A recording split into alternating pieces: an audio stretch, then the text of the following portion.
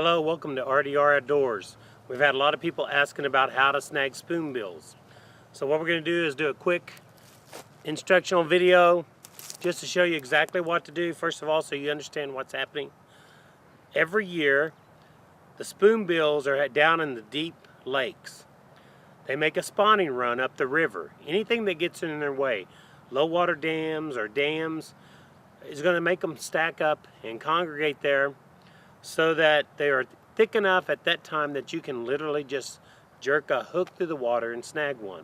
Now they like to spawn on gravel beds, so pretty much any river that comes up out of a major lake on the Arkansas system, and that's pretty much every lake in northeastern Oklahoma, starting with Eufaula all the way up over to Kaw, is going to have them below the dam. Every place is different. You have to check your regulations. Some places you can snag right below the dam. Most of them you can't. All federal dams you cannot. It's they have a regulation. They're all in the fishing guide. Each place though may have a little different. Like I know several of the different lakes that I go to have a different zone that you have to be. Some are a mile away from the dam. Some of them are 1,000 feet. At the more popular places, a lot of times they're marked either with a sign. You'll see a big yellow line painted on the rocks. In the video, if you watched our show, you'll see at some point there's a line on the rocks on one side and the trees on the other side. Make sure you're past that line, otherwise you're snagging illegally, okay? So anywhere over in that area, you're gonna find them. If you're not sure, watch for people. If you see people snagging there, go over there. Don't go too close to them, but go down a little ways, because they're gonna be in that whole area. Okay, as far as the gear that you need, any kind of fishing rod will work. Okay, as far as the gear that you need, any kind of fishing rod will work. I'm going to be showing you an actual snagging fishing rod, but any larger fishing rod, any catfish pole, I actually caught my first one on a bass rod with 12-pound line. It took about 45 minutes to fight it in, but I just wanted to try it. I had no idea what I was doing, but I still caught one. So, you know, anything that you have can be made to work. Typically a heavy pole though, a catfish pole, something like that, you want to put on some pretty heavy line. I've got on here some high visibility, and the high visibility line really helps because you can see where you've thrown your line to.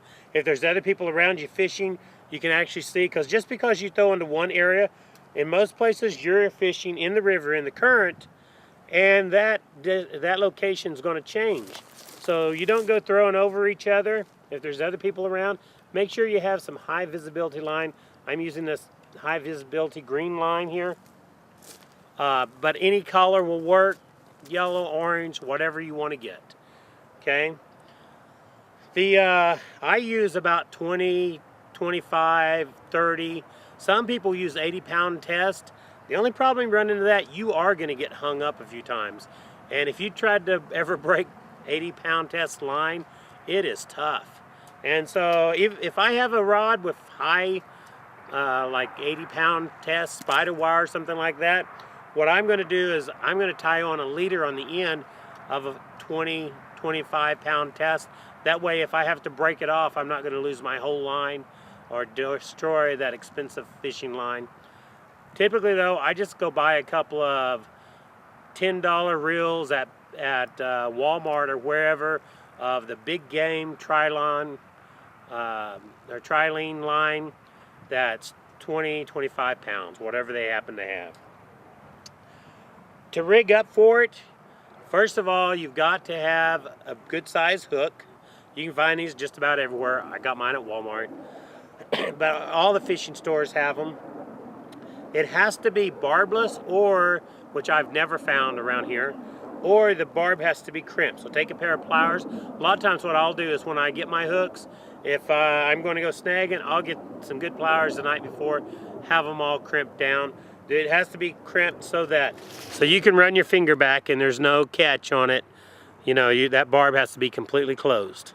Then what I do to rig up, I get about a couple of feet of line, fold it over, and the first thing you're going to do is tie on your hook. All right, after I've tied on the hook, what I'm going to do is I'm going to take that tag line, I'm going to take it down and wrap it around one of the barbs, or one of the hooks. Get it where it's pulled down a little ways. Take it around to the next one and go around and loop it. And just keep doing that till you've gone around to all of them. So that makes a little loop around the hook. I may run another loop or two through. Then you take your tag line, take it and slide it down through the middle of those hooks. So it's going to go right through that little hook, the little hoop you just made with the other lines.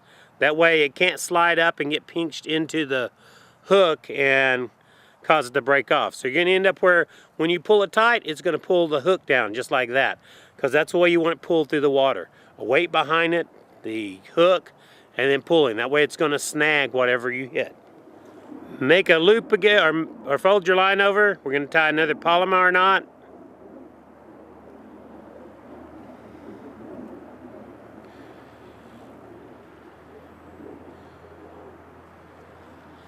Put it right through, make a loop, take your loop and stick your weight right through it, wet it and pull it down. So this is what you're going to end up with. And you may want it a little further than that. This will work just fine. It doesn't really matter as long as it's a little ways down from the hook, and it's going to pull through the water straight like that. Whatever kind of reel you want to use, I'm using a open-faced. Most people don't like those very well. I like them because some of the rivers where I'm throwing, I know there's a bunch of logs or something out there in a certain area. If I'm going to go over them, I will stop it before it hits there. But you, every once in a while, are going to have to deal with a bird's nest or a professional overcast, as they call it. If you don't want to mess with that, just get you a spin cast reel, put it on, and that's what most of the catfish rigs are going to have on them typically anyway. So that will work just fine. The main thing, if you can find one that has a higher gear ratio, because what you're going to do is you're going to throw that line out there as far as you can. Then you're going to start pulling back, sweeping back, and pulling in. Now, when you get to the back of the swing, here's where a lot of people, they bump a fish and then they say, well, I had one, but it got off. What's happening is when you swing back, you get in this rhythm of immediately wanting to go back forward. Most of the time, you're going to fill the hook up at the very back of the swing.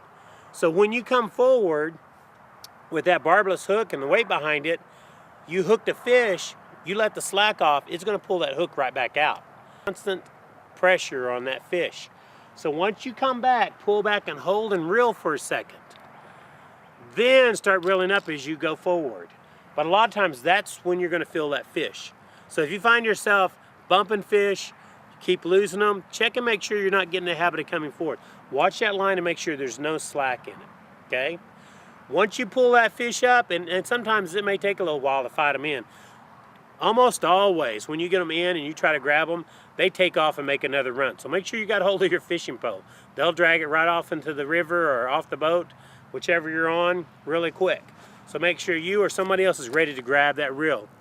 Whenever you grab them, whether you grab them by the bill or the tail, you can grab them by the bill and get in under at the top of the mouth, in front of the gills. You don't want to grab that gill plate because you don't want to damage them,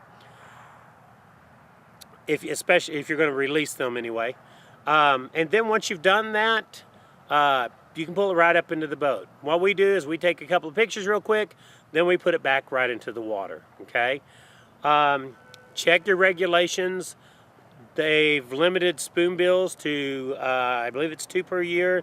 But anyway, check your regulations, only 1 a day. And there's certain days that are only catch and release. To be honest with you, we only do catch and release most of the time. I like eating crappie and catfish and fish like that. These are great table fare, but they're not really what I choose. And most of them that are the big ones that you see, they're 15, 20, 30 years old. A lot of them, I've been told that they've aged them and they're like 30, 35 years old, some of these big ones. And so I want to release them and let them go back and reproduce. We're one of the only areas where they will let you harvest these fish. Now, if you live up or you're fishing up in the Miami area up there, they have that processing plant, processing place by the Fish and Game. That is a fantastic opportunity, because what they do is they take that roe from those fish and produce caviar. It's sold. That way it helps fund the whole program, but you just drop off your fish and you come back and they've processed it and packaged it into vacuum sealed bags. You don't have to do anything, so it doesn't get any easier than that. Plus, at the same time, you're helping fund the Wildlife Department Fisheries Program. And they're doing lots of research on the paddlefish to make sure that we keep them in our area for a long, long time, so we'll have them for all of us to enjoy in the future. Thanks for watching Red Dirt Root Outdoors. If you have any questions, message us on Facebook. Keep watching our show. We're going to be out snagging spoonbills, so if you see us, come by and say hi.